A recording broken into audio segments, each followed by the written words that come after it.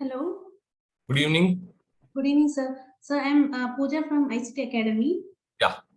So I wanted to make a few announcements regarding the test which we are planning to conduct on Saturday. Please go ahead.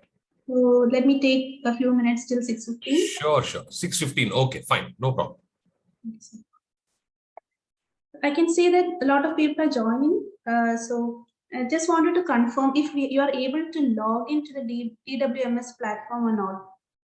Is anybody having any trouble in logging the DWMS? Can I get some response in the chat?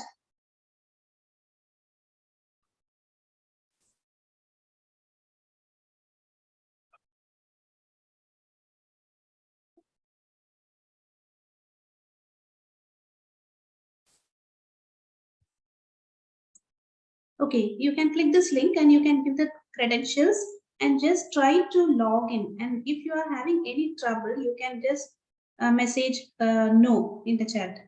Or if it is okay for you, you can type yes in the chat. Just to make sure you're able to log in properly.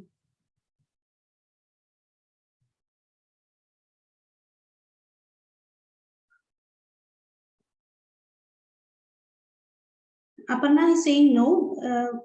What do you mean by that? Is it okay? You're fine with logging and you can access all the contents and all?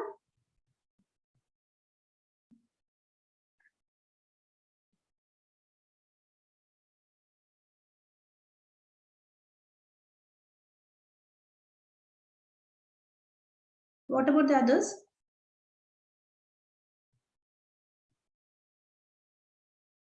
Can someone unmute and speak?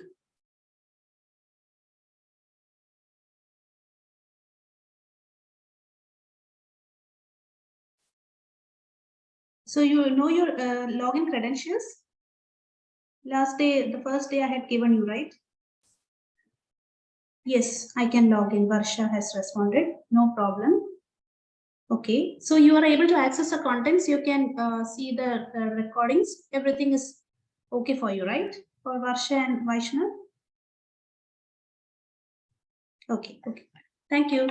So I'll just share my screen to show you some inputs, okay?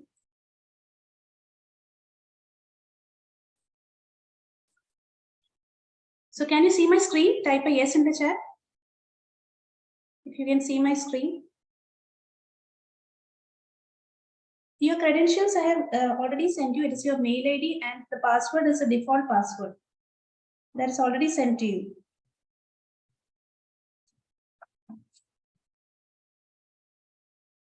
So mail ID is the username is a mail ID which you have registered with ICT Academy, and the password is I'll give again in the chat.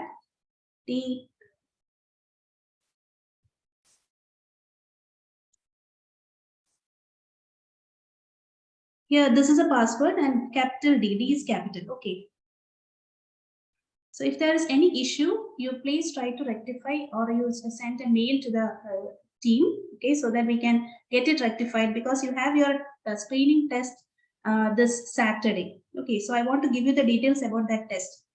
Okay, so I'm just giving you that inputs about the test. So you have to log into your DWMS, okay, using this link. And so these are the instructions. So this test which is being conducted this Saturday, coming Saturday, November 5th, from 10 a.m. to 8 p.m. Okay, so it will be from 10 a.m. to 8 p.m. But the duration of the test is 1 hour. So any time between 10 a.m. to 8 p.m. you will be able to take this test. Okay, and this test is a mandate for attending the EY placement drive. So it's compulsory that you take this test so that you'll be able to attempt the placement drive for ENY. Okay, so this is the login link which you have to go. Just now you had tried, right? So you have to give the username, password, and you will see the test under the section assessment on employability skills. So I'll just show that. Okay, so you will go to employability skills. Okay, so you can see this page, and in that now you are able to see all these contents. Am I right? Any responses in the chat?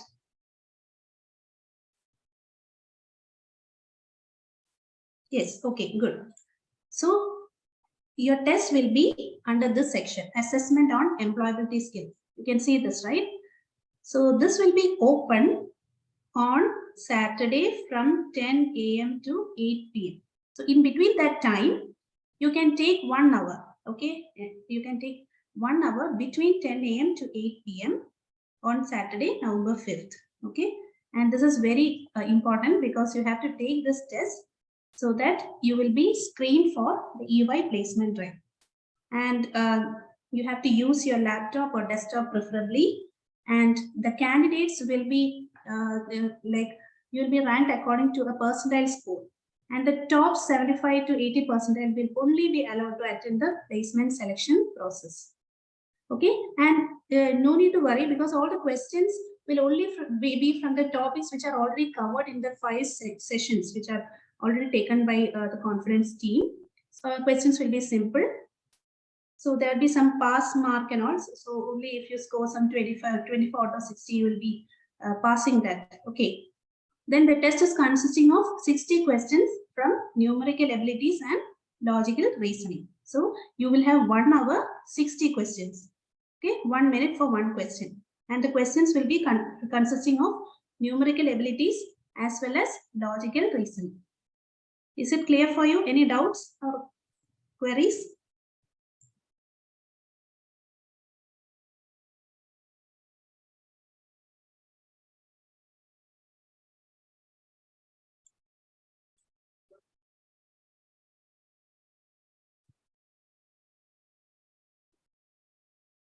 Okay, it's clear.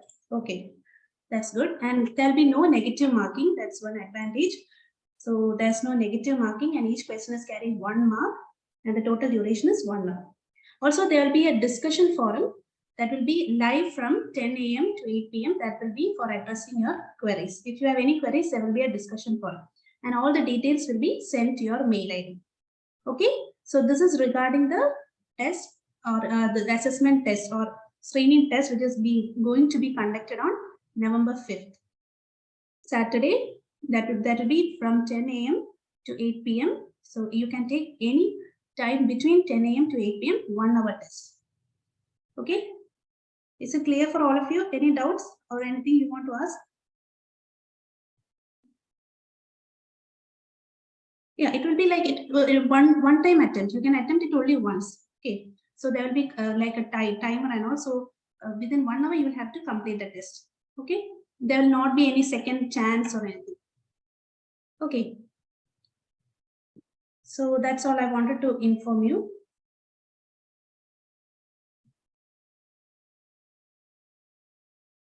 Net issues and also there will be a team will be there for addressing all your queries. So you try to make sure that you don't get like internet connectivity is not affected. You just make sure that you have a stable internet connection and your system requirements and everything should be like it should be set before the examination. Okay.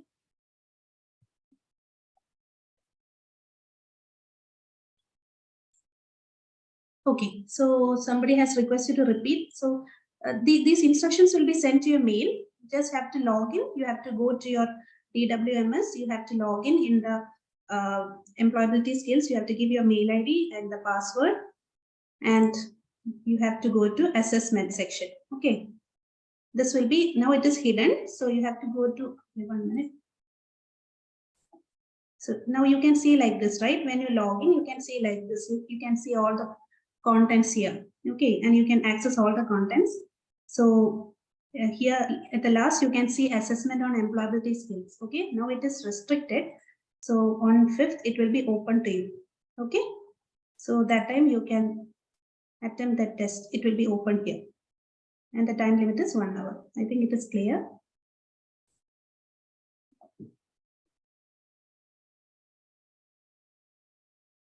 Anything else? Okay. So thank you, sir. You can start the session. Thank you. Good evening, everybody. So today we will be doing 3 topics. The first one being analytical reasoning, which is a little bit of logical reasoning, and 2 other topics which are basically on ratios and averages, which is something that we have already done. Right? So we will be going and doing a little bit more, in terms of practice, so that it becomes better, and hopefully it will help you in your exam on Saturday, right? So analytical reasoning, there isn't much theory in it, right? There isn't much theory. It is basically logical reasoning. So what happens over here is basically, you have seating arrangements, right? Either in a straight line or in a circular line. Now, if you look at certain questions, 1 minute, let me just go into the sheet itself.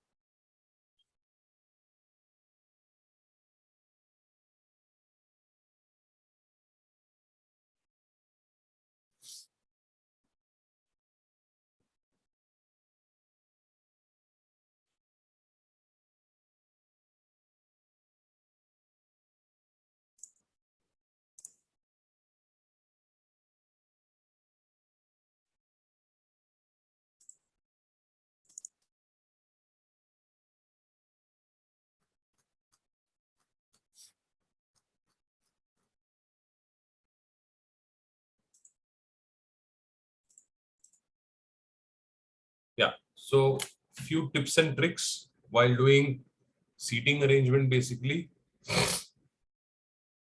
Okay. If nothing is mentioned and if people are seated, let's say you have A, B, C, D, and E. Okay. These people are seated like this. If nothing is mentioned and we look in the same direction, or they are looking in the same direction as we are seeing them. These are their eyes. So as we see them, right? So the question is, who's sitting to the immediate left of B?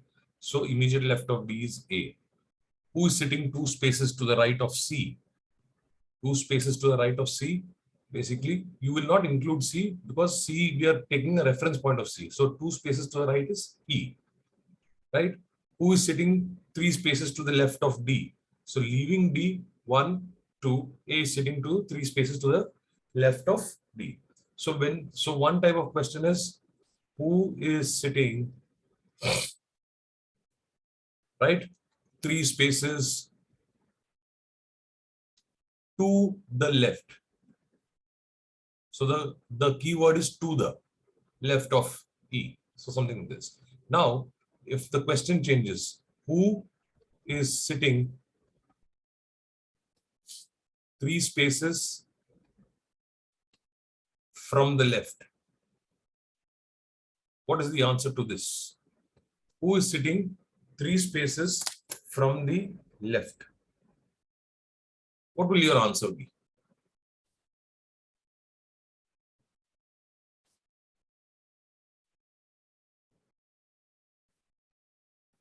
Well, let me change the question. Who is sitting 4 spaces from the left? Not 3, 4.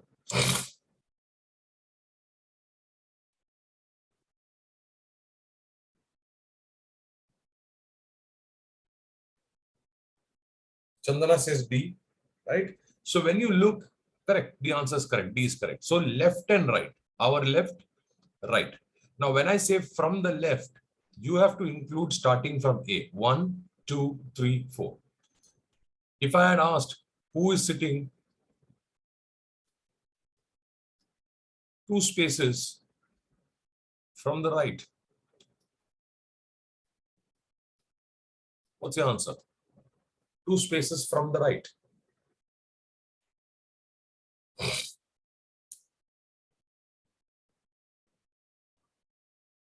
D, again, Chandana. Correct?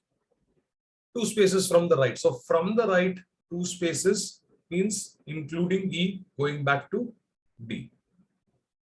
Understood? So the difference over here is to the and from the. To the means you will have one person as a reference point. From the means your extreme left or right becomes your reference point inclusive. So that is one. Okay, this is when you're sitting in a straight line. Second is when you're sitting in a circle. Now, when you're sitting in a circle, again, if nothing is mentioned, assume that they are looking into the circle. So if we have, say, A, B, C, D, E, and then obviously F. And the question asks, who is sitting, right, two spaces to the left of B? Who is sitting two spaces to the left of B? Now remember, they are looking inside. Their eyes are inside. So who's sitting two spaces to the left of B?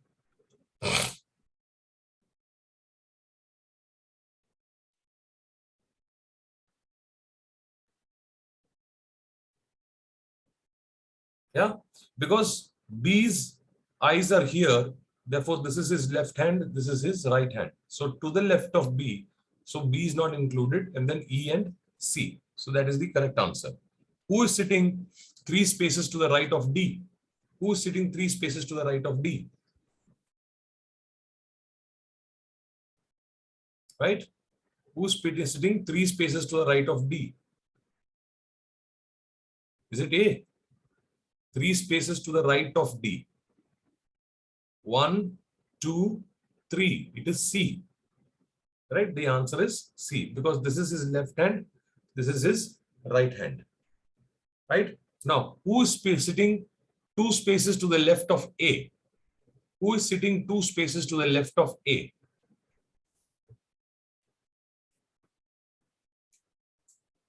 E. Minu says it's E. B.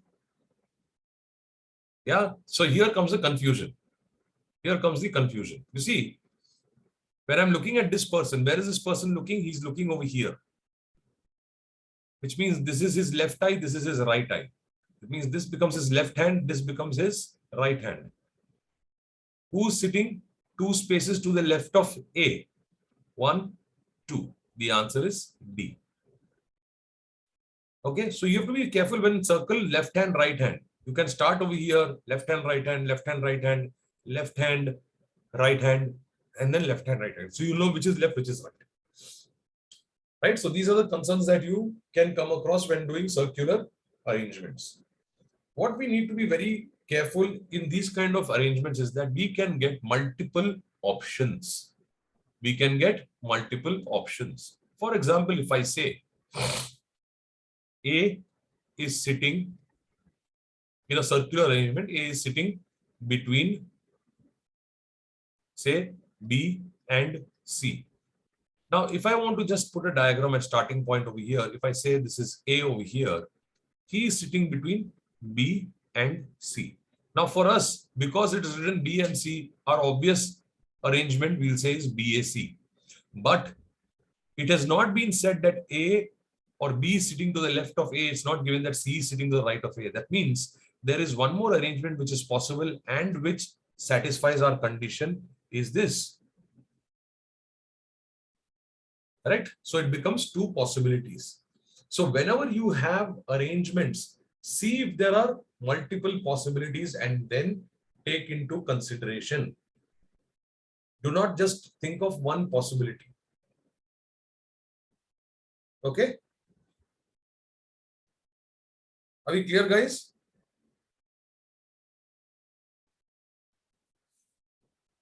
So let's start off with this. Let's understand, the first question, of course, is something to do with in terms of heights. So when you're doing in terms, for example, if they say Jaipur is bigger than Rajasthan, what do you write it as? You write it in terms of inequalities. Jaipur is bigger than Rajasthan. Sometimes they'll say Jaipur is bigger than Rajasthan and Delhi, but smaller than Kerala. Now, how do I write this? Now here first is J is bigger than R and D but smaller than Kashmir. That means obviously Kashmir is the largest, then followed by Jaipur. Now we think then what Rajasthan and Delhi. But do we know whether Rajasthan is greater than Delhi or Delhi is greater than Rajasthan? No. Then what happens is you get one more possibility where Kashmir is greater than Jaipur, is greater than Delhi, is greater than Rajasthan. So that is two options are possible. And based on these questions can come. Right? So that's how you will have to go about doing analytical reasoning. Let me look at the first, or let us look at the first question. I'll enlarge it for you.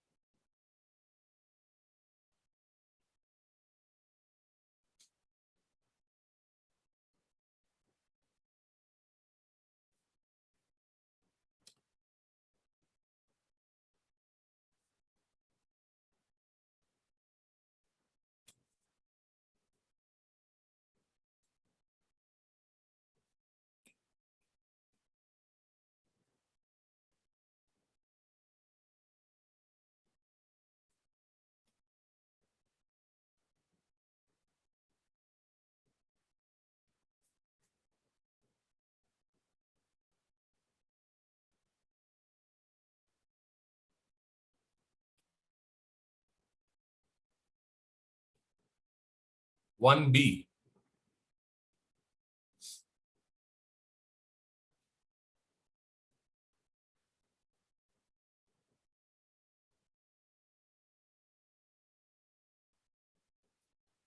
One E.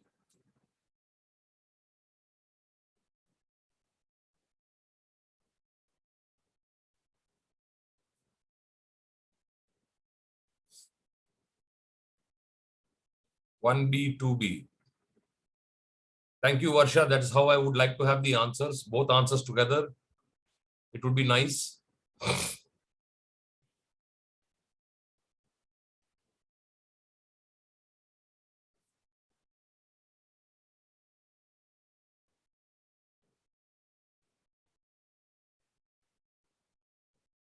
So, Jaren, what are your two answers? 1B and 2B? Ria, okay. 1E, 2B, very good.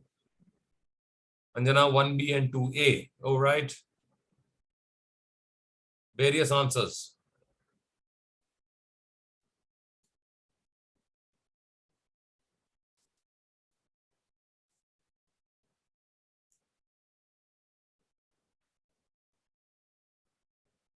Right. Let's go on. Let me show you what's happening here. Read the information below and answer the questions. 5 friends, M, S, L, V, and R. M, S, L, V, R are standing in the order of their height.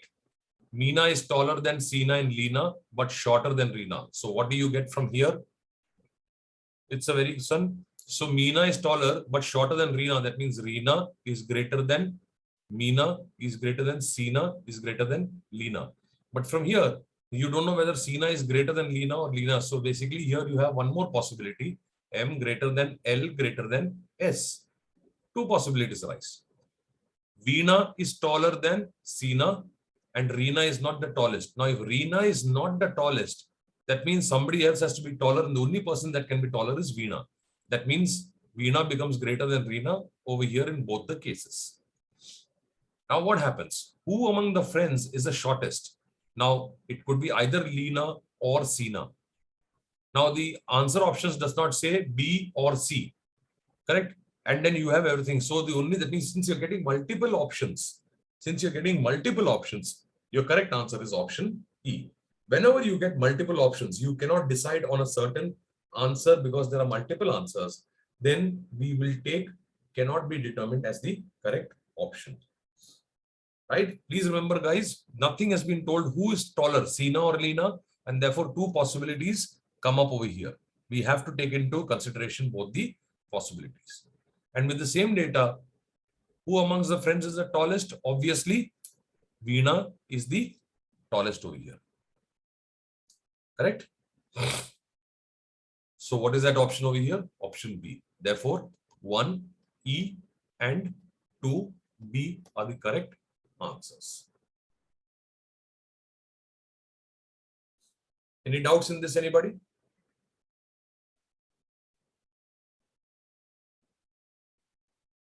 Is it clear or any explanation required?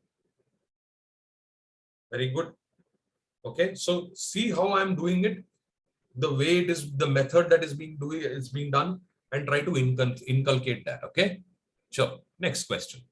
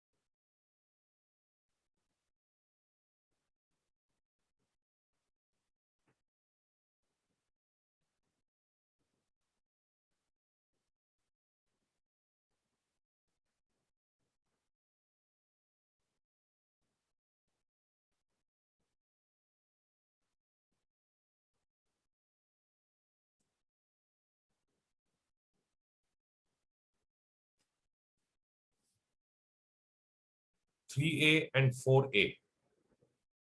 3A, 4B.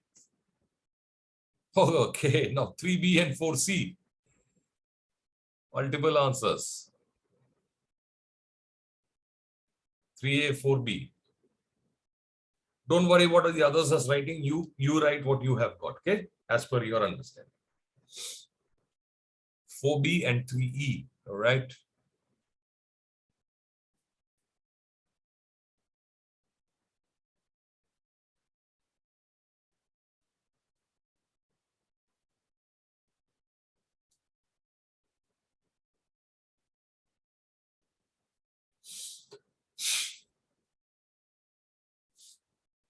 Three B, I didn't understand. 4-1. 4A, that means, okay. 3A, 4B, 3D, 4C, multiple options. 4C. Jerin, what answer venda? Rendu ondichu tannal nallayirikkum, so I can know what's happening.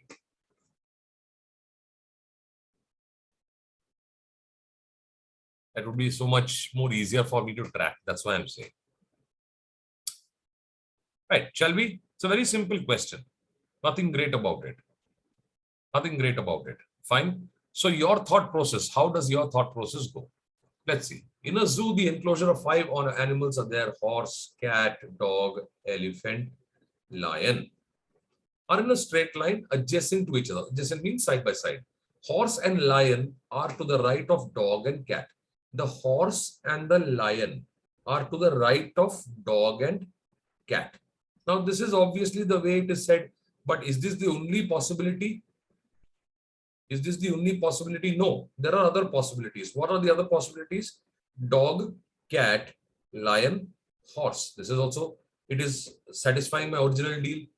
Then you can have cat, dog, horse, lion. The horse and lion are to the right of cat and dog, or dog and cat. Also, I can have cat, dog, lion, horse. Now, let's see. These are the first four sets. Elephant is to the left of dog and cat. So dog and cat in the left the elephant. That means elephant definitely comes over here in all the four. Okay. Dog and horse are not adjacent, which means in all of these, wherever you have a dog and horse, this is cat, horse, cat, lion, dog and horse are not adjacent. This is gone. And therefore you get your three possible options. Who is the extreme right? You can have lion, you can have horse. If those cannot be determined, that is there, but we have lion, horse, either A or B, and therefore the first answer is option E. How many arrangements are possible according to these conditions? Obviously, 1, 2, 3, and therefore option C is the correct answer. Correct? So 3E and 4C. How many of you all got this? Ria has got it correct. Regin has got it correct. Right? So it's all your thought process, how it goes about. Many people fail to do these four arrangements like this. Assuming that what has been said is, sorry, just because it says horse and lion are to the right of dog and cat, we tend to write it straight away like this and leave it like this. But no, it has not said that the dog is to the left of the cat. It is not said that the lion is to the right of the horse. When that is not mentioned, that means all your subparts will start coming inside. Are we getting this more clearer now? How to get these multiple options when we are having these possibilities? Yes or no? So this will always be some kind of trick in these kind of questions which you should be prepared for. And these can only be done by practice.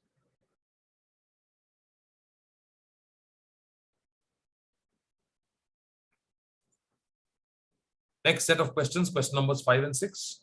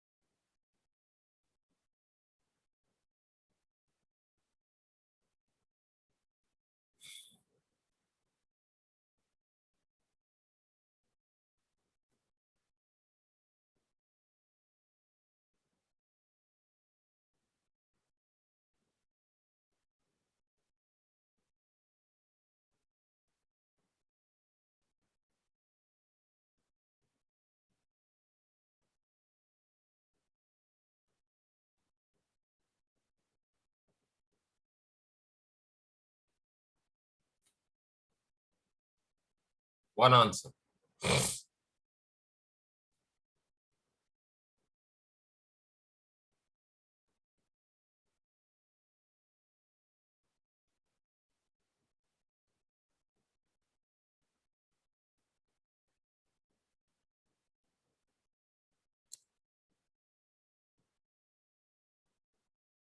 Five C, 6C, 5B, 5C, 6C.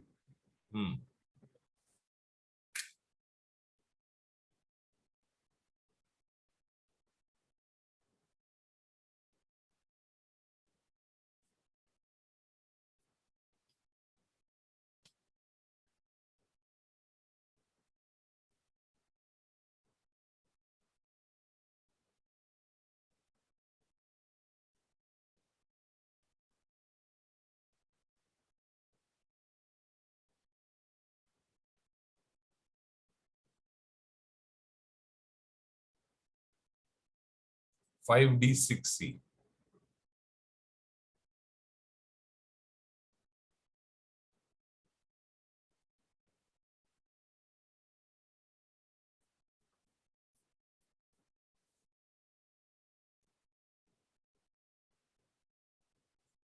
Let's see.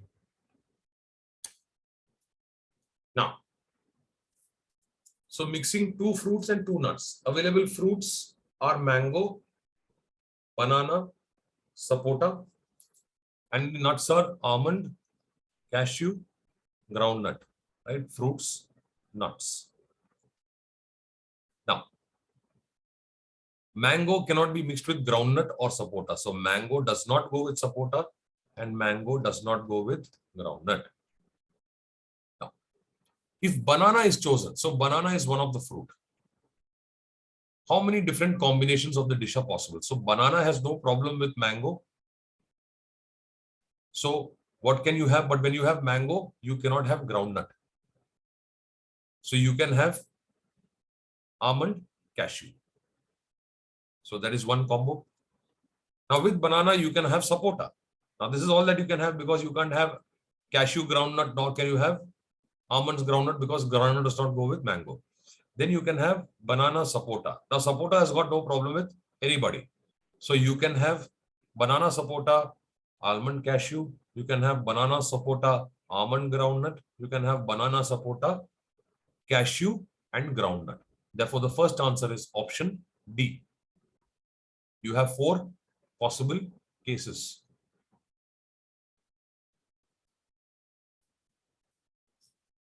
Right? This is question number 5. Now for question number 6, if almond is chosen, how many different combinations? Now if almond has to be there, almond can be there with cashew, almond, cashew. What else can we? Can we have banana and mango? Yes. If almond and cashew is there, can I have banana sapota? Yes. If almond cashew is there, can I have mango sapota? No. Why? Because mango sapota does not go together. So that's out. Now you can have almond groundnut. That's the only other combo. Now with groundnut there, you know that you can't have mango over here. So if mango is not there, your only other possible is banana sapota. Correct? Therefore, these are only 3 possible combinations. Therefore, it is 6C. So it is 5D and 6C.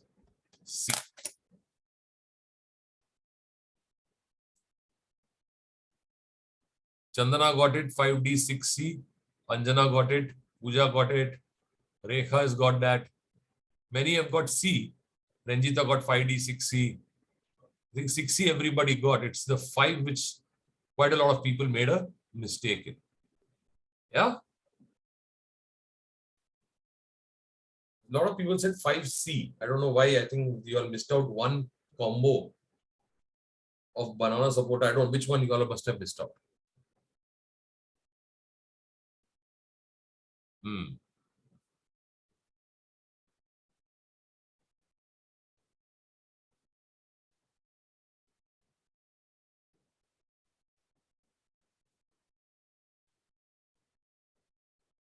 Okay, next one. Anybody, if anybody had doubts, can we ask? Next one. Now be careful when, okay, this is fine. This should be easy. This should be very easy.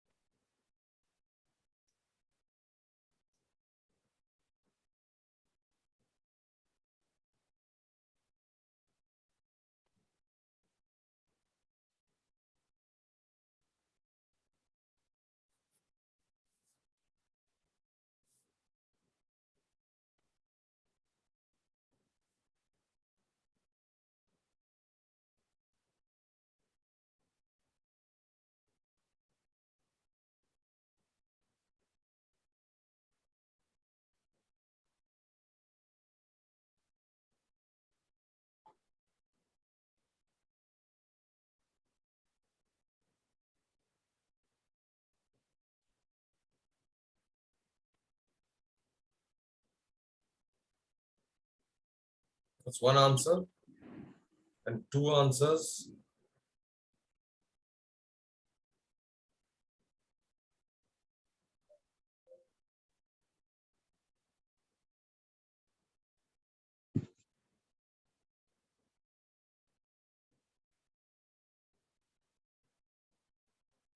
Eight B, 8B, 7C, 8B, 7A, 8B. Arnold has changed everybody's answer. 7A, 8B. Interesting.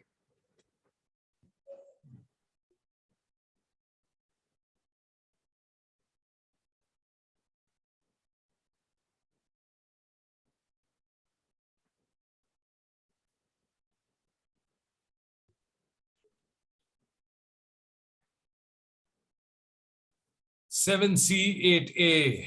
Okay. I'll wait for one more minute.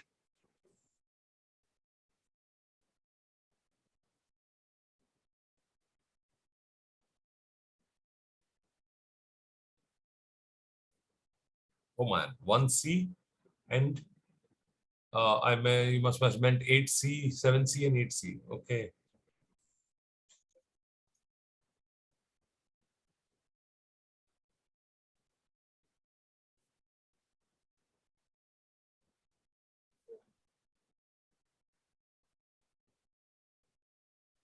Seven C, 8C. All right. Let's discuss. Let's discuss 6 trees, 7A, 8A. Okay, let's see. Oak, rose, teak, sandal, jack, amla are planted equidistantly around a circular pond with ionia facing the pond. That means they're facing inside. Oak should be opposite to rosewood and to the immediate left of teakwood. Who should be the immediate left of teakwood? The oak. Sandal is opposite to jackfruit, but not near teakwood. Okay, let's see. 1, 2, 3, 4, 5, 6. 1, 2, 3, 4, 5, 6. Let's start arbitrarily, right? Oak should be opposite to rosewood. Oak should be opposite to rosewood. And oak should be to the left of. So when you draw it like this, sometimes it can become confusing. So then put oak over here. because we have nothing over here. You can put oak should be opposite to rosewood and to the left of teakwood. Correct? That means teakwood is here. So oak comes to the left of teakwood. This is the first part. Okay. The oak should be opposite to rosewood and means you're talking about the oak and to the immediate left of teakwood. Does this satisfy? Yes. Is there any other way to draw the diagram? Not necessarily. It just will go up and then teakwood here. Right? Sandal is opposite to jackfruit, but not near teakwood. Sandal is opposite to jackfruit, but not near teakwood. That means sandal cannot come here because then sandal will come next to teakwood. So sandal has to come over here. And therefore, who will come opposite to sandal? Jackfruit. So who is left? O is gone, R is gone, T is gone, S is gone. The only person left is Amla. Your positioning is done. Which tree is to the right of rosewood? So rosewood in the right la in the left right. Amla comes 7A. Which tree is to the left of sandal? Sandal is left, right. Again, it is Amla. Answer 7A, 8B.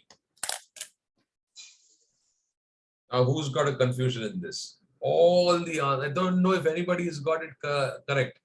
I think only one or two people. 7A, 8B. If I see over here, 7A. Ranjita has got it correct. 7A, 8B.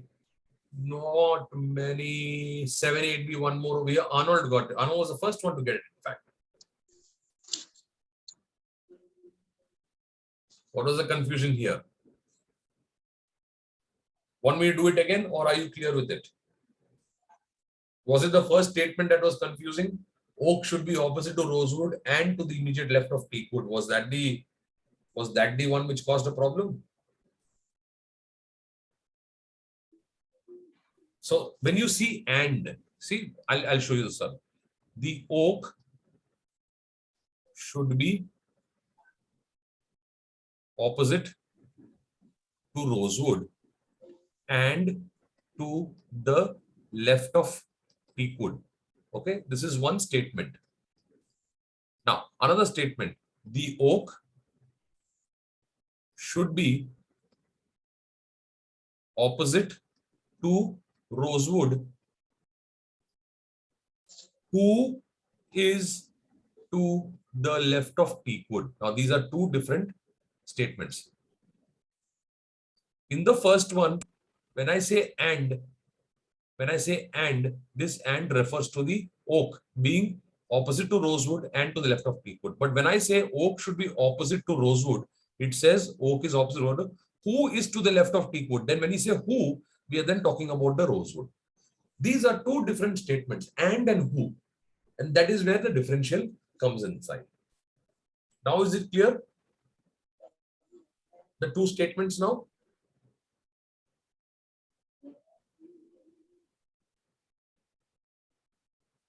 Okay, right. So, and who, these are the two important statements which create that problem. Okay. Let's skip this for the time being. I want to do something which is more analytical, that is more quantitative, so I don't want to do that.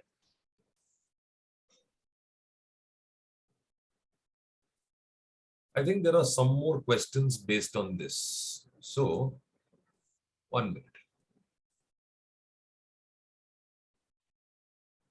I'll put all the three questions together so that at one shot you can give me the answers.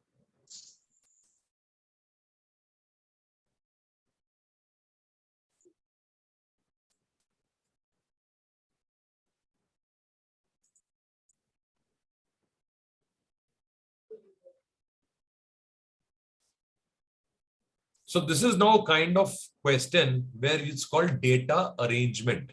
This is called data arrangement. You have got many data and then you have to arrange it as per the clues given to you.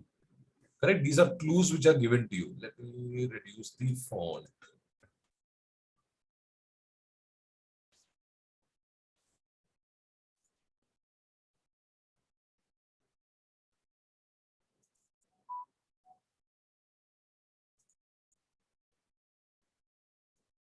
Okay. Now, when you do data arrangement, as much as possible, get it into a table.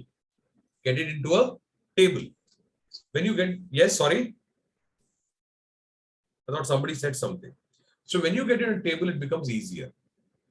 So, when you have four people, A, B, C, D, you write A, B, C, D. Okay. If you have four people say A, B, C, D, you write A, B, C, D. They are driving four cars. Let's say they are driving Maruti, Mercedes Benz, Jaguar, and let's say Ford. So you write the four cars. Okay. Then the colors are red, black, green, yellow. Suppose you have to put this, and then based on the data, so what you do is draw a table where you'll say, okay, you have A, B, C, D, right? You'll fill the person A, B, C, D, and accordingly the car, and then the color. And with the clues that you have, put it, arrange it in the table. Sometimes you'll have multiple choices that comes automatically. This kind of data arrangement will help you to get a good idea of the question. And when you keep on arranging, you can keep on cutting off whatever data you have got. Let's see, I'll get these three answers. Please put all the three answers together.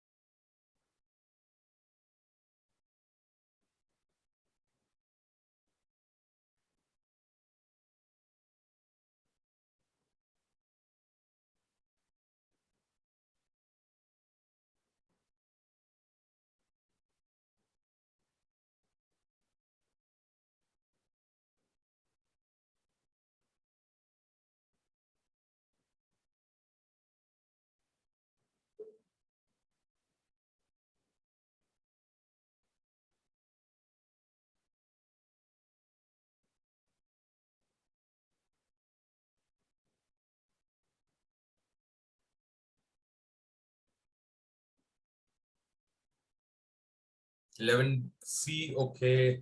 Again, multiple answers. Let's see.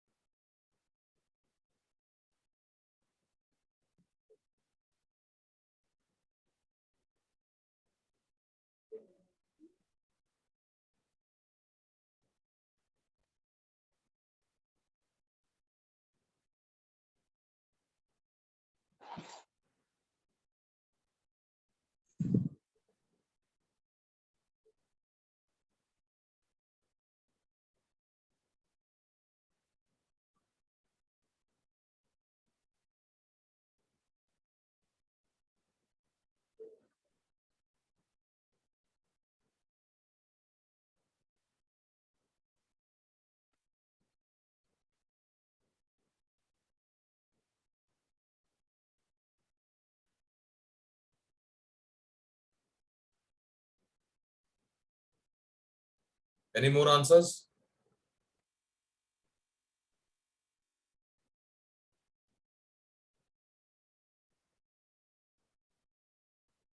(11D, 12D, 13C).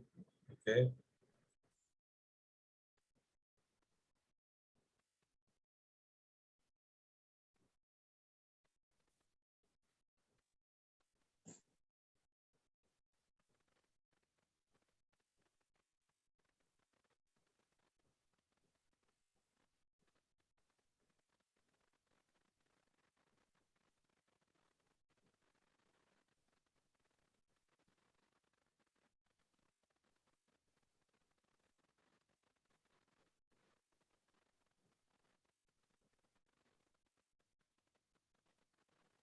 Okay, let's see now. I'll do the, let's do the tabular format first. What is happening in the table, right? So you have A, B, F, and G. These are four friends. A, B, my bad.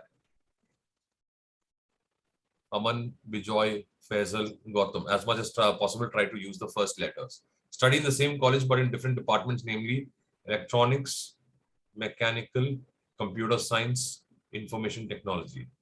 Okay, all of them got different grades, distinction, first class, second class, third class. So when I put the table, I'll put A, B, F, G first. These are my reference points. Okay, and then you will have the department and their grades. Department and grades. Now let's see what is the data given to us. Aman does not study mechanical or IT. Does not study mechanical or IT. Okay, so gone. Gautam did not get distinction or first class. Neither got distinction, neither got first class. Very good. Bijoy studies computer science. Now, I never Joe. all right, who is this with who's unmuted? Okay. Now what happens with this data? Okay, we'll put all this on. Okay. Person who got second class studies mechanical. Second class studies mechanical engineering. Aman got the lowest grade. Aman, that means got what grade? Which is the lowest? Third class. Right? He got third class. So third class is gone. Computers is gone. Now we know that Aman does not study mechanical nor does he study IT.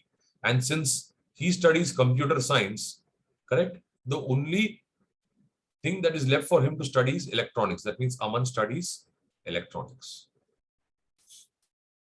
Okay, so electronics is gone. Now, what about Gautam? Gautam did not get distinction, nor did he get first class. Obviously, third goes to Aman. That means Gautam is second class. And the person who got second class studies mechanical. That means studies mechanical. That means the only person who's left over here is Faisal, and Faisal has to studying because mechanical was also gone. Faisal studies IT. Okay. Now you have third and second class. You do not know who's got distinction first class. So distinction first class. And if he gets distinction, that means this guy will get like this. This is how you put your data. And this is the data that has been entered into the table right now. What does Faisal study? Faisal studies information technology, 11D. What is Bijoy's grade? Cannot be determined because whether he got distinction or first class, we don't know. Who got second class? Gautam got second class. Therefore, your answer is D, D, C.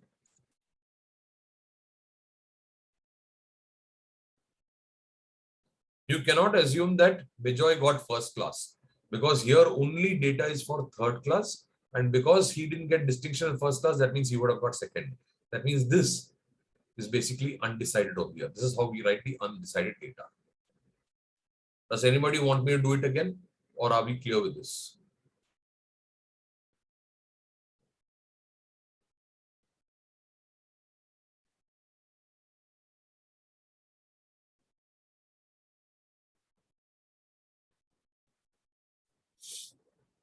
I'm asking about those who got the wrong answer. If they are clear, then I can move ahead.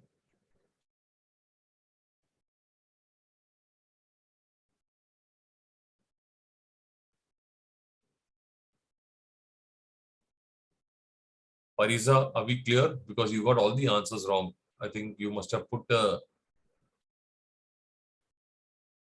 Alina got the first one incorrect. Why did she put A?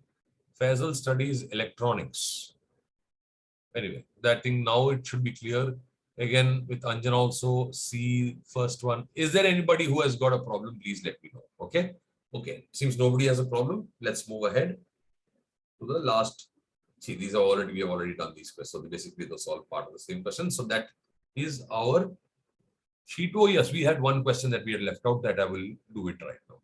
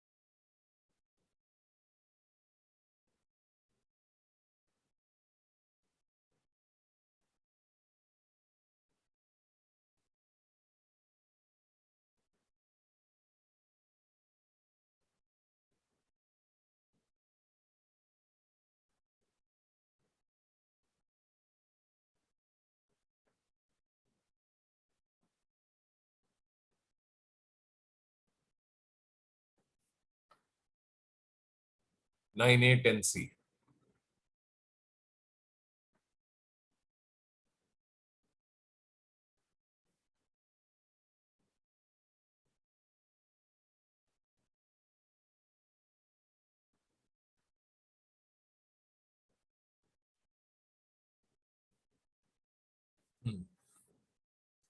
So this is purely mathematical. You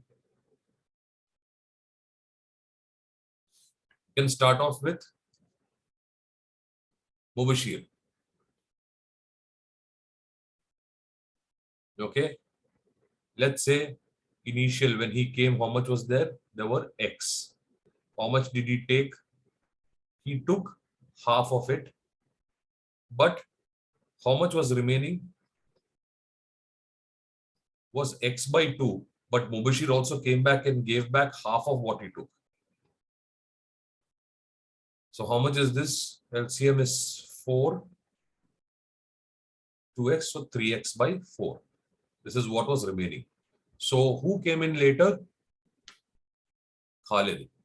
When Khalid comes in, what was the amount that he saw? He saw 3x by 4. Correct? He took 1/3. He took 1/3 of what he saw. That means he took 1 by 3 times 3x by 4. That means he took x by 4. What was remaining? Initial minus the final. So that is 2x by 4, which is x by 2. Correct? Rahman came and took half away. When Rahman came, what was the initial amount he saw? He saw x by 2. How much did he take?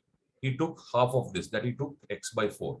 So how much was remaining? X by 2 minus x by 4, which is equal to x by 4. This x by 4 is equal to 5 dates. X by 4 is equal to 5 dates. Therefore, x is equal to 20. So how many dates were there initially? 9a. How many dates did Khalid leave for Rahman? How many dates did Khalid leave for Rahman? X by 2. That is what was remaining, which is basically 20 by 2. Therefore, the answer is option C. I think this was an easy question. Everybody would have got it correct. You might have done hit and trial also. That is also fine. But in terms mathematically, if you want to actually start with X, this is how you would have done it. All right, guys. Everybody, it's fine. Shall we move on to the next topic? Now, the next topic that we have is ratios. Okay. The next topic that we have is ratios. Ratios, as I said, is something that is a comparison of two or more numbers of the same type. That's what is a ratio. It's a comparison of two or more numbers of the same type. Okay. So we learned in the last class how to go about quantifying ratios. That was one thing that we learned, how to quantify ratios. Now, I shall also teach you one more thing, which is called standardization of ratios. What do you mean by standardization of ratios? Very quickly, let me just take a blank page somewhere over here.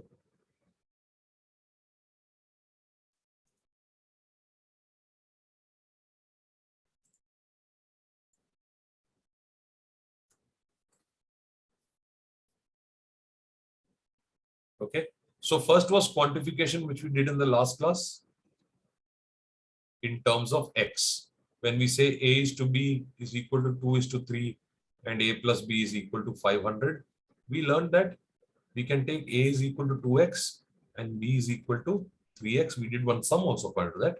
And therefore 2x plus 3x is equal to 500 or 5x is equal to 500. Therefore x is equal to 100. Right? So that is one thing that we learned, and the value of x can be done. Why is this helpful? Because there are certain sums where you will get more than more than one set of ratios. Then you can take it in separate variables. For example, if they say, what is this over here? Somebody, screen is not visible. My bad.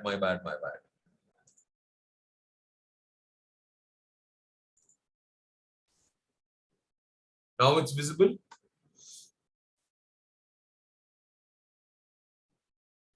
Okay, so this is something that we did in the last class. Why do I say that we go in terms of X? Sometimes they'll say incomes of A and B are in the ratio 2:3. Their expenses are in the ratio 5:7. Each saves 1,000 rupees. What is A's income? You see, when this type of question comes, when you have two ratios, then you have no option but to go into variables. So what do we say? A and B, I can say their income is 2x, 3x. Now expenditure is also a ratio, but it's a different variable. So I'll write it as 5y, 7y. How much does each save? 1,000 rupees. Now for each person, how do I relate income, expenditure and savings? We know that income minus expenditure is equal to savings. Therefore for A, what is the equation? 2x minus 5y is equal to 1,000. And for B, 3x minus 7y is equal to 1,000. And this helps us then to solve the two equations simultaneously. It becomes easy like this when you take it in terms of multiple variables. Okay. So that's why we use in quantification, we use these kind of variables. Second is standardization. Standardization. What is standardization? When you have two or more ratios, for example, if you have A is to B and B is to C, then what is the value of A is to B is to C? This is called standardization. When we want to standardize, you'll always see there has to be a common link between the ratios. Without that, you cannot do it. So if I say A is to B is 2 is to 3 and B is to C is 5 is to 7, then how much is A is to B is to C? So in that case, the common link has to be made equal in both the ratios. So how do you write it? We write it 1 over the above. The common link 1 over the above. What do we do to make it equal? We cross multiply values. So this is 5 over here. I'll multiply the entire ratio by 5. And this I'll multiply the entire ratio by 3. So when I multiply, what do I get this as? 10 is to 15. And what do I get here? 15 is to 21. Now, when my common link is equal, then I can standardize and say this is 10 is to 15 is to 21.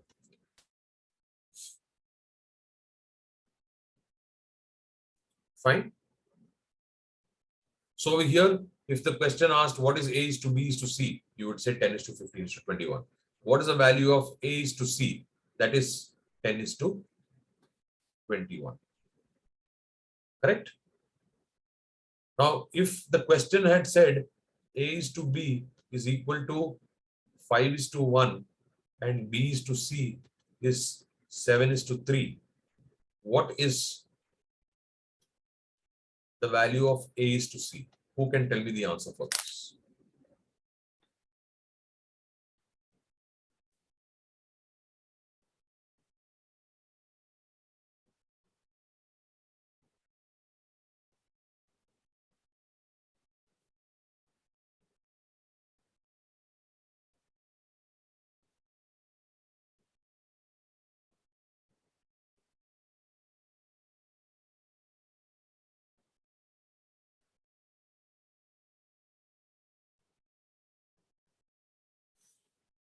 $35 is to 3.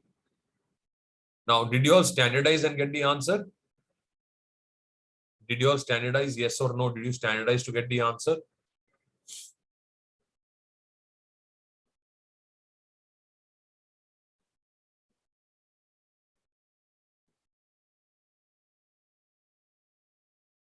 So in this case, you do not have to standardize.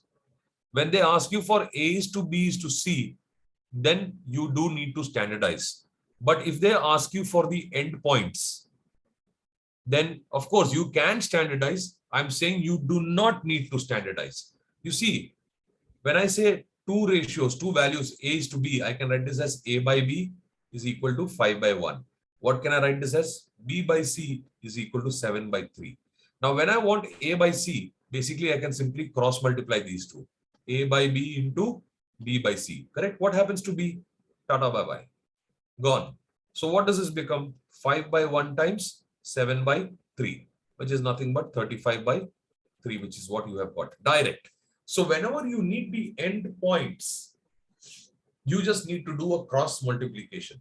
It is only when they ask you for all the components, A is to B is to C, or A is to B is to C is to D, then we do the standardization. But endpoints we do not require. See, for example, if I say A is to B is equal to 5 is to 3, B is to C is 7 is to 2, C is to D is 8 is to 7. Okay. And if I ask you what is the value of A is to D, now you can standardize. How would you standardize? First find A is to B is to C, which is basically 5 is to 3, 7 is to 2, into 7, into 3. You will get this as 35 is to 21 is to 6. This is, then you have to do C is to D. First you have to get this, the C is to D is 8 is to 7. So what do you do? Cross multiply by 8, cross multiply by 6, and you will get your answer. You will get A is to B is to C is to D. But if I want simply A is to D, that is 5 by 3 times 7 by 2 times 8 by 7. Direct. Cut, cut, cut, cut. So this becomes 20 by 3.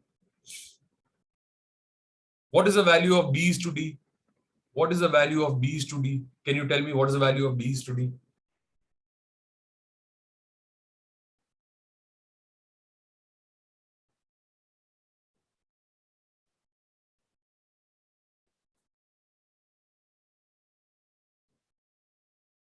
Yep. 7. So B is to D is B by C times C by D, which is 7 by 2 times 8 by 7. So the answer is 4 is to 1. Not 1 is to 4. Be careful. 4 is to 1. Okay. 8 over here. So you have to take it as per the ratio. What is the value of A is to C? What is the value of A is to C?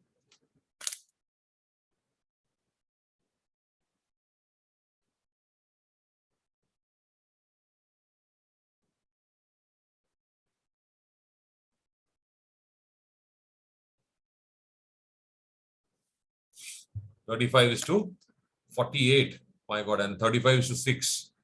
A is to C. That means 2 endpoints. That means A by B into B by C. 5 by 3 times 7 by 2, which is 35 is to 6. How are you getting 40 is to 21 and 35 is to 48? I want A is to C, which is A by B into B by C. 5 by 3 into 7 by 2. How are you getting 40 by 21, 35 is to 48?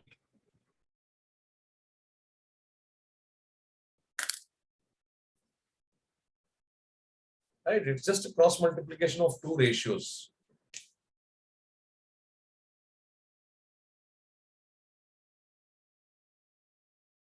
A is to D would have been, what is that?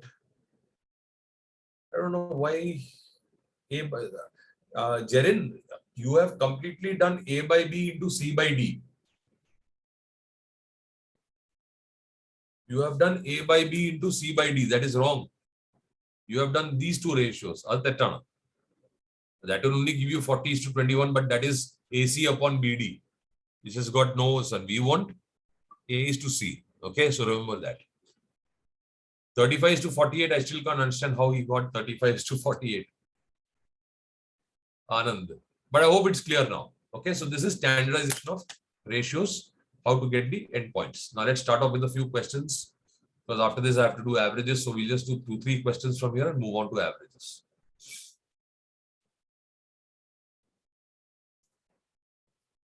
Sums based on ages, be very careful.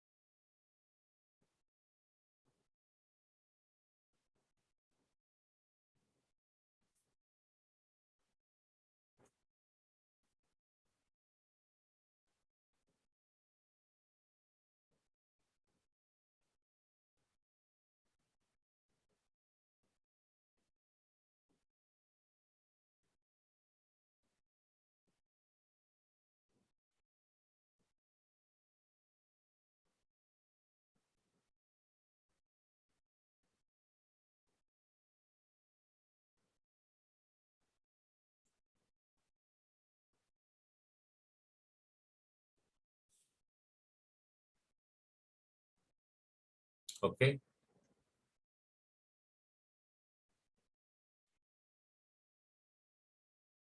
$18.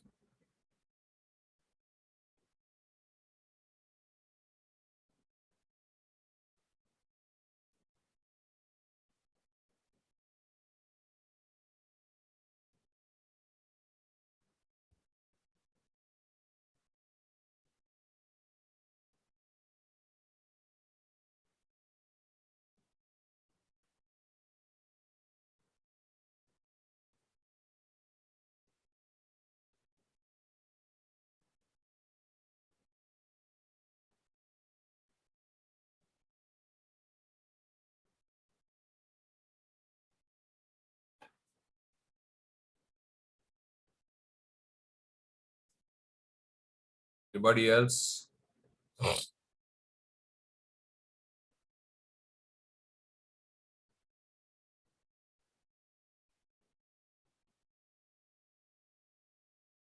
Everybody's got D. Very good. So it's a very simple question, right? A and B have the ages in the ratio 5:6. So basically, what are we saying? Their present ages are in the ratio 5x, 6x. Who? A and B. 3 years ago. So what is the age 3 years ago? This would have become 5x minus 3. This would have become 6x minus 3. And this ratio is 4:5. That is 5x minus 3 upon 6x minus 3 is equal to 4 upon 5. So cross multiply 25x minus 15 is equal to 24x minus 12. 24x comes as x is equal to 15 minus 12, 3. And therefore the present age of B is 6x, which is equal to 6 times 3, 18. Very important concept of ages. Start with the present age, go backwards or forwards depending. That is called the endpoints, and then the relationship at the endpoints. Right? So who has got the answers? These are correct answers. Okay. That's some based on ages. It's number 2.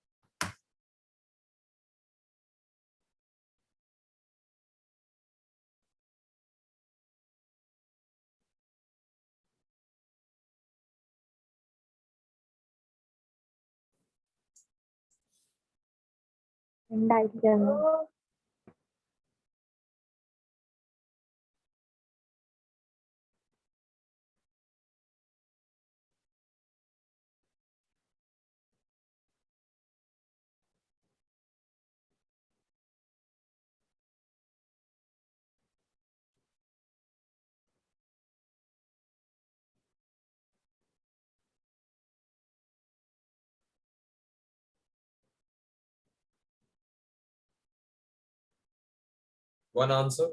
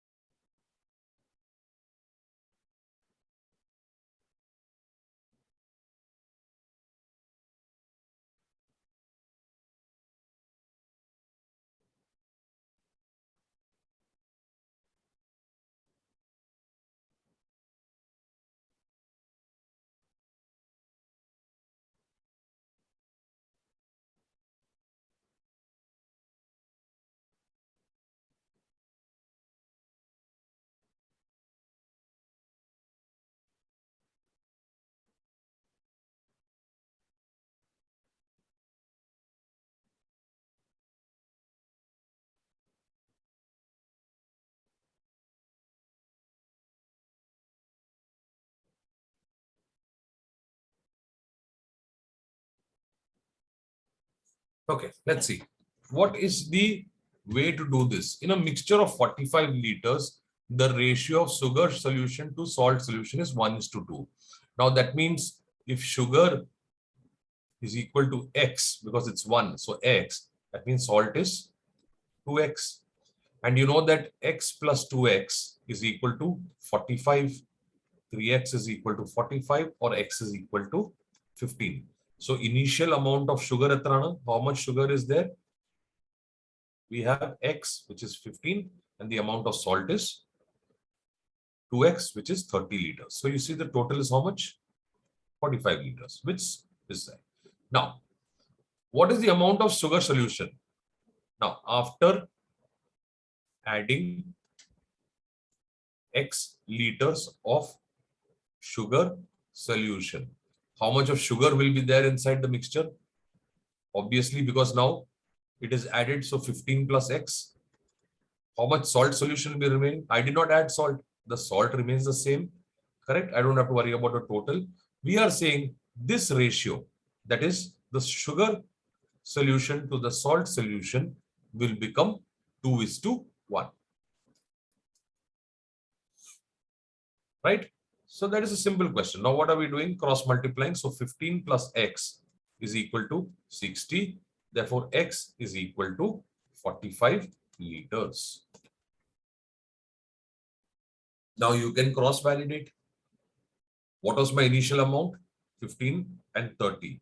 If I add 45 liters of sugar, what does it become? 15 plus 45 is equal to 60. How much is salt? 30. What is my new ratio? 60:30, which is basically 2:1. Therefore, that is correct.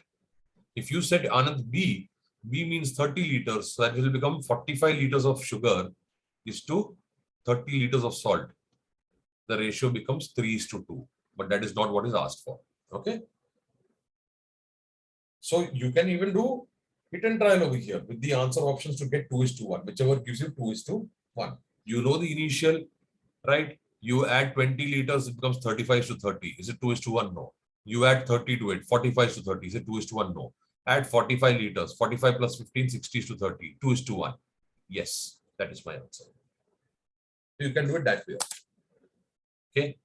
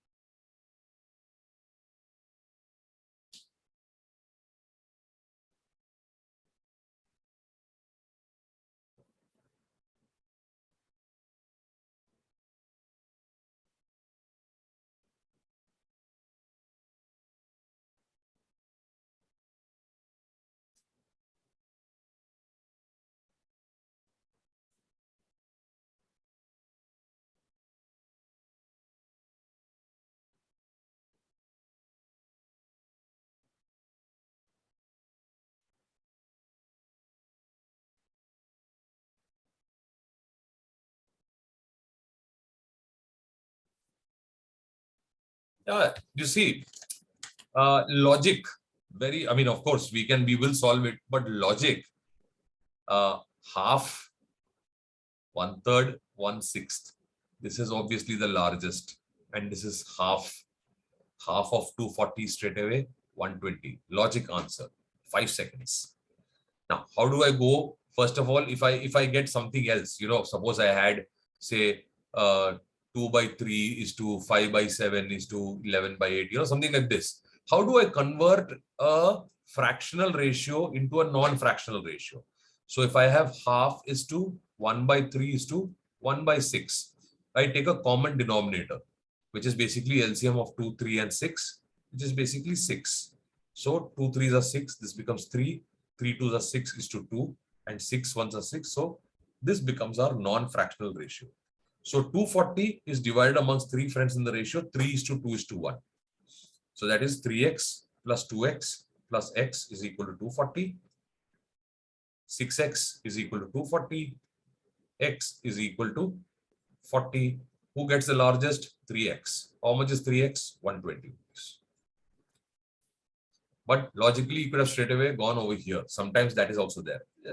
During the exam tension, we won't see all that, right? So that's fine. So if I have to do it in the normal way, how do I go about? This is the normal way of doing it. Okay. Let's see. Let's not do this now. Sanvida, I have to.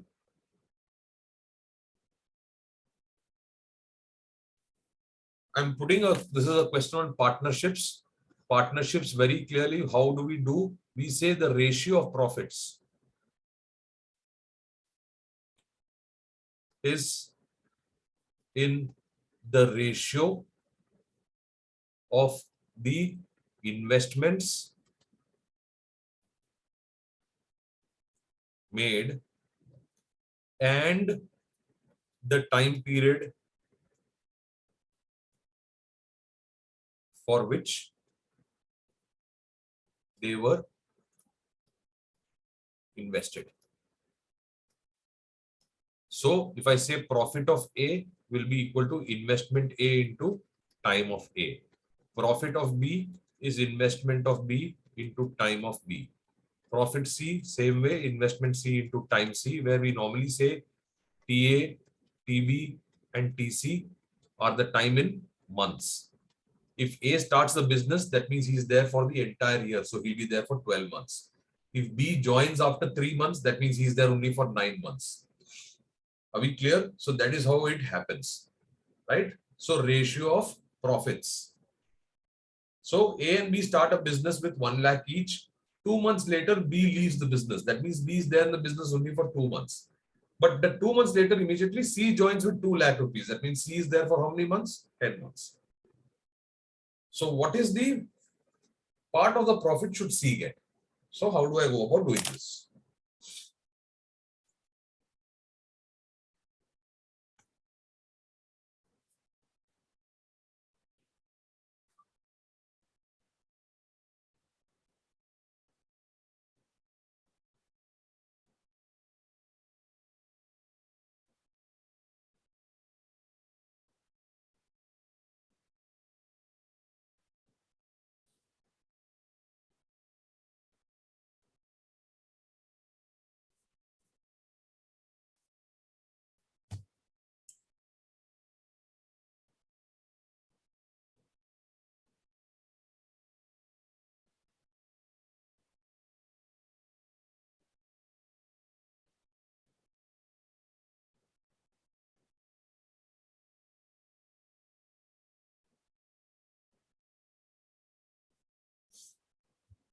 Option C. Option C. Let's see, Anu, if anybody agrees or disagrees.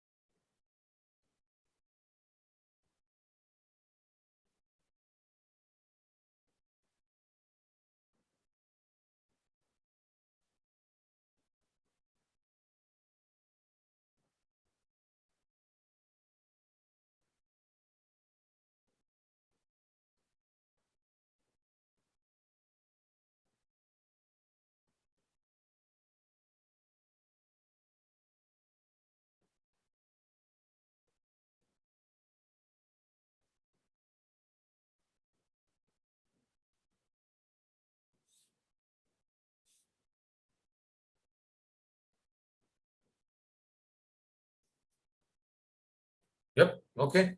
So what is investment of A? So A and B start investment of A into time of A is therefore with 1 lakh into 12. How long is investment of B into time B? B invests 1 lakh but he's there only for 2 months. How about investment of C into time C? He is there with 2 lakhs, but he's there for 10 months. So if I look at the ratio, profit of A is to profit of A, what is this pen? Profit of A is to profit of B is to profit of C is 1 lakh into 12 is 12 lakhs is to 2 into 1 lakh is 2 lakhs is to 10 into 2 lakhs is 20 lakhs, which means a lot of zeros will go off. Right? So here 5 will go, here 5 will go, and here 5 will go, giving us 12 is to 2 is to 20, or I can reduce it as 6 is to 1 is to 10. Now, what is the part of profit that C gets? So if you go by parts, the part of C divided by the sum of all parts, which is 6 plus 1 plus 10, which is 10 by 17. And that is the correct answer. All right. Very good, girls. So let's move on to the last topic. I'm short of time because of that 15-minute starting. I'm really short of time now. But it's okay. The last one is basically averages. It is averages. Averages, again, is a very simple topic which we studied, I think, a couple of days ago, where we said average is nothing but sum of observations by total observations. Not much theory in it. Okay. Not much theory. So as and when we go on doing the sums, I'll put up one more sum.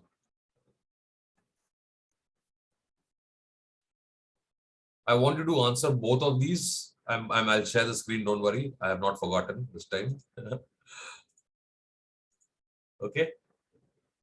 Give me the answers to both of them. Let me go and get some tea for my throat by the time you'll answer these questions. Okay. We have roughly around 22 minutes. So let me see how many questions I can do, as much as possible on averages. Okay.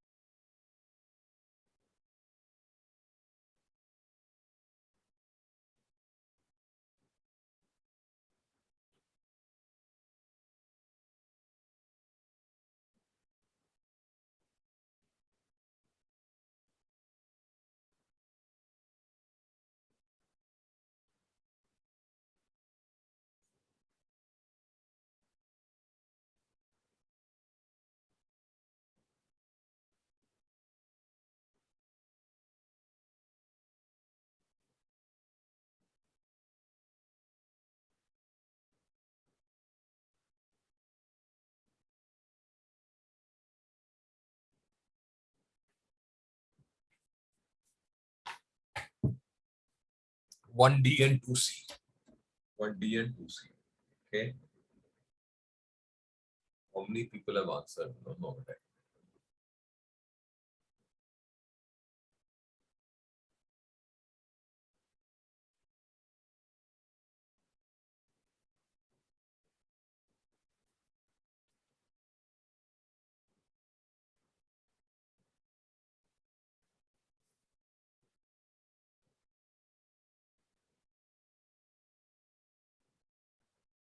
To A.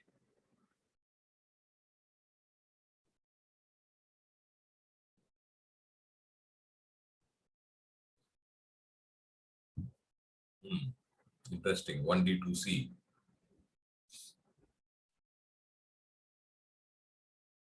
1D everybody's got because average age of a group of 9 girls is 15 years. This is fine. So what is so we know that average is equal to sum of observations by number of observations. So what is the sum of the ages of these 9 girls? The sum is equal to average into 9, which is 135. Now what happens? Their age of the teachers included. Let age of teacher be equal to X. Therefore now sum of ages will be equal to 135 plus X. Number of observations is equal to 9 were there. Now it becomes 10 and the average increases by 2. So the original average was 15. Now it's become 17. So what is, we have sum of observations upon total observations is equal to 17. Therefore 135 plus X is equal to 170 or X is equal to 35 years. That is the correct answer. I think everybody would have got it. Now comes the second question. Average of 5 consecutive whole numbers. When I take consecutive numbers, they are X, X plus 1, X plus 2, X plus 3, and X plus 4. These are my 5 numbers. Now we are saying the sum or the average is 18. That means the sum by 5 is equal to 18. That means the sum of these numbers is 90. What is 90? X plus X plus 1 plus X plus 2 plus X plus 3 plus X plus 4. This is equal to 90. Now when I solve this, I get this as 5X plus 1 plus 2 is 3, 3 plus 3 is 6, 6 plus 4 is 10 is equal to 90. So 5x is equal to 90 minus 10, 80, or X is equal to 16. Now this is the smallest number. We want the second largest number. The second largest is X plus 3, which is 16 plus 3, which is basically 19. Right? Not 17. 17 is the second smallest number. We want the second largest, that is X plus 3, that is 90. Clear? So these are the, we look at the question and then we know also what, we understand also what we are seeing, but we end up making a simple mistake because of the googly.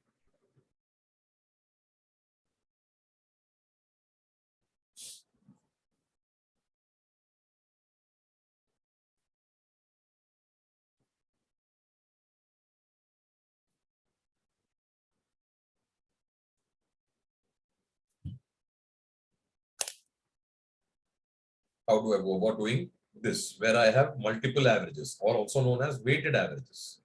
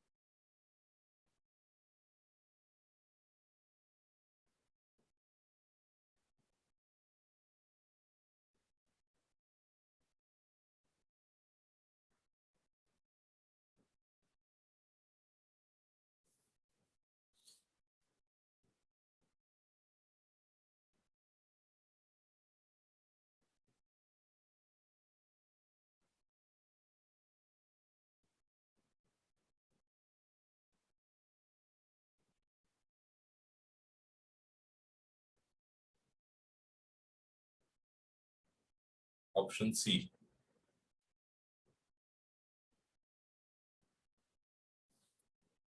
$136. Option E, 126. So whenever you have price, we say average price.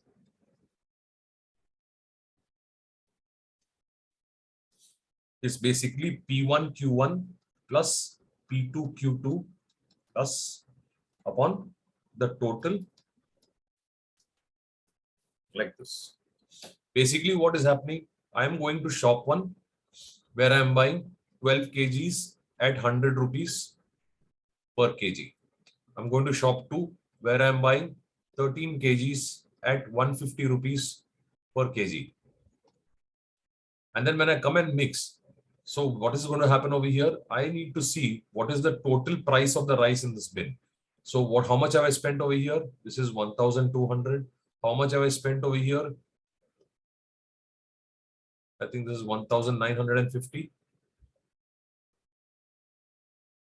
Yeah. And therefore the total price in this is 1,200 plus 1,950. And the total quantity over here is 12 plus 13. So 3,150 upon 25. So 5 5s 25, 5 6 are 30, 5 1s are 5, 6, 5 2s are 12, 11, 12, 13, and 5 6 are 30. Therefore, the answer is option E, 126. Yes, average price is basically sum of all the prices upon the total quantity. Okay.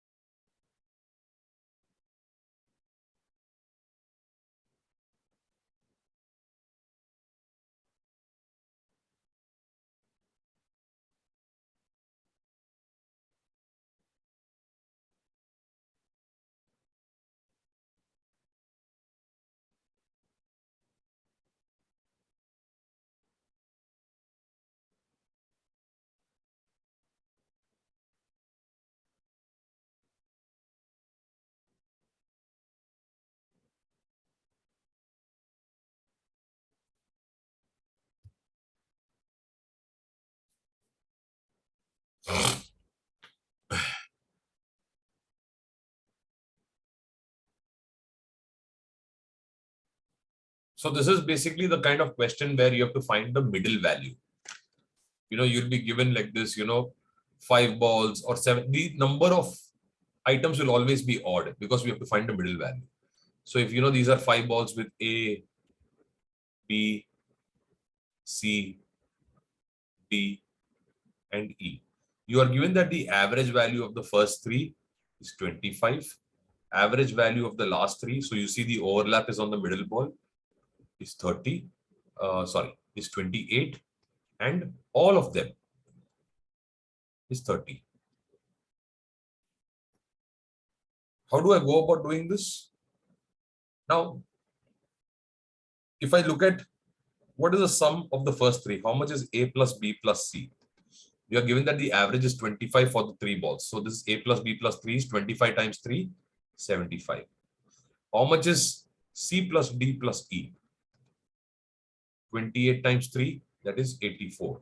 And how much is A plus B plus C plus D plus E? 30 times 5, which is 150. Now, if I arrange these two, if I add these two expressions and rearrange, that is this A plus B plus C plus C plus D plus E. If I rearrange it, what is this equal to? A plus B plus C plus D plus E, and there's a plus C which comes outside. So in effect, what am I saying? Average of the first three balls plus average of the last three balls, or sum of the first three balls plus sum of the last three balls, is equal to sum of all the balls plus the value of the middle ball. So the first is 75 plus 84 is equal to 150 plus C. How much is this? 159 minus 150 is equal to C, or C is equal to 9. That is the answer. How to find the middle value? Sum of the first set of observations under the middle value plus sum of the last set of observations including the middle value minus sum of all observations. It's a simple formula for finding the middle value. Sum of first set including middle value plus sum of last set including middle value minus sum of all observations is equal to the middle value. This is our formula.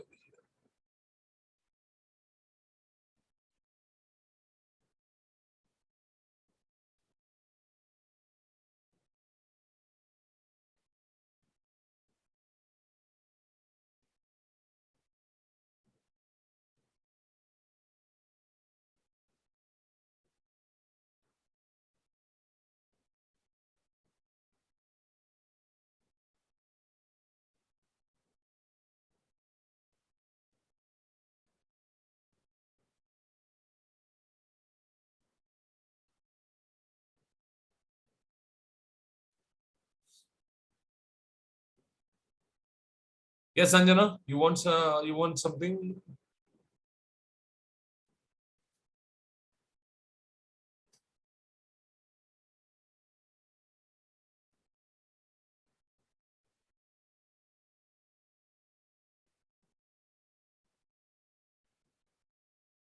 How to get 75 and 84? It's simple averages, no? We know the average of the first three is 25. So sum of observations by total observations is 25. So sum of the first set of observations is 25 times 3, 75. This is average 28. That is again sum of observations by 3. Sum of first, I'll put this as first set, last set is 28. And therefore sum of the last set is equal to 28 times 3, which is equal to 84. Clear?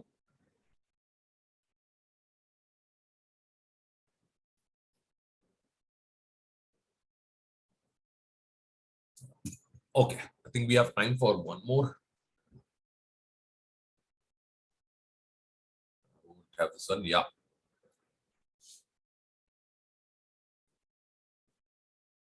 What is the average of natural numbers from 61 to 93? I hope you all know the following.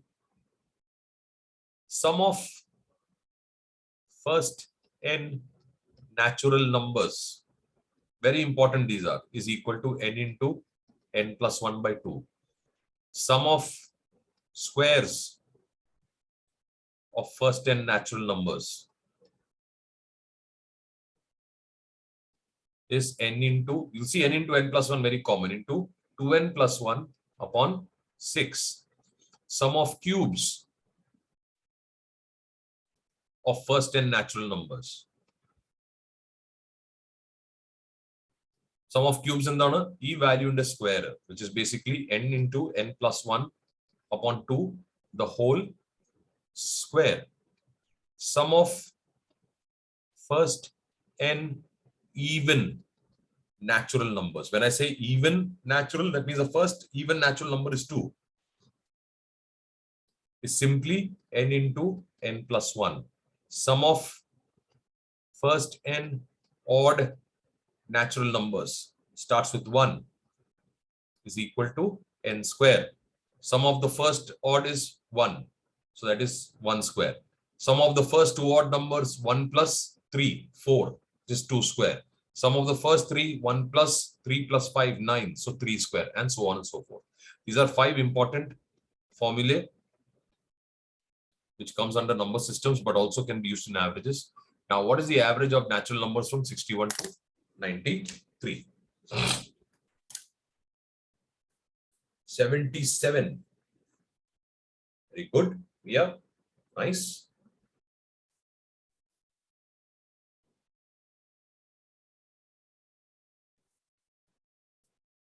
I think Ria has used AP, arithmetic progression.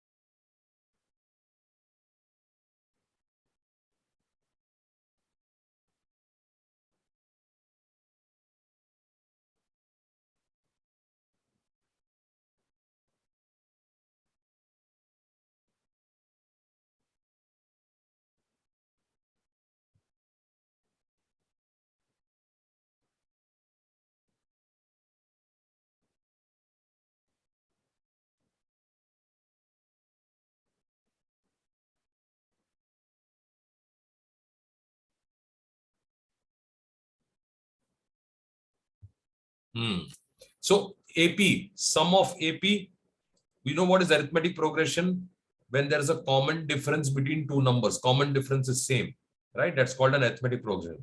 What is the sum of an arithmetic progression? We say it is n by 2 into 2a plus n minus 1 into d, where a is the first term, n is the number of terms, and d is the common difference. Sometimes when we have the first term and last term, we also say sum of n terms is n by 2 into the first term plus last term. Now in this, I have to find the number of terms. That is the most important. Here it is 61 to 93. That is including 61 to 93. So how many terms are there? So that is 93 minus 61 plus 1. We do a plus 1 because both 93 and 61 are divisible by 1, right? Because it's a each term 61, 62, 63. So how many terms are there over here? 3 minus 1, 2. This is 32 plus 1 is equal to 33 terms. Now, the moment you get this, the sum of n numbers is 33 by 2 times your first term, which is 61, plus your last term, which is 93. So that is 33 by 2 times 154. That is 33 into 77.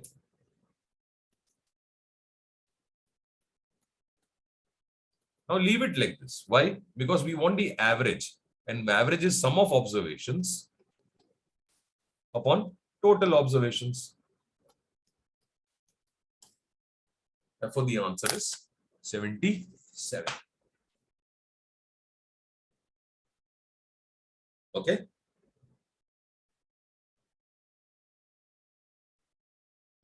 So that's all for tonight. That's all for tonight. Thank you very much.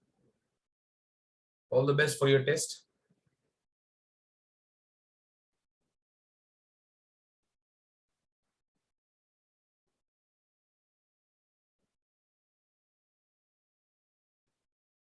You're welcome. Thank you, guys. Bye-bye. Good night.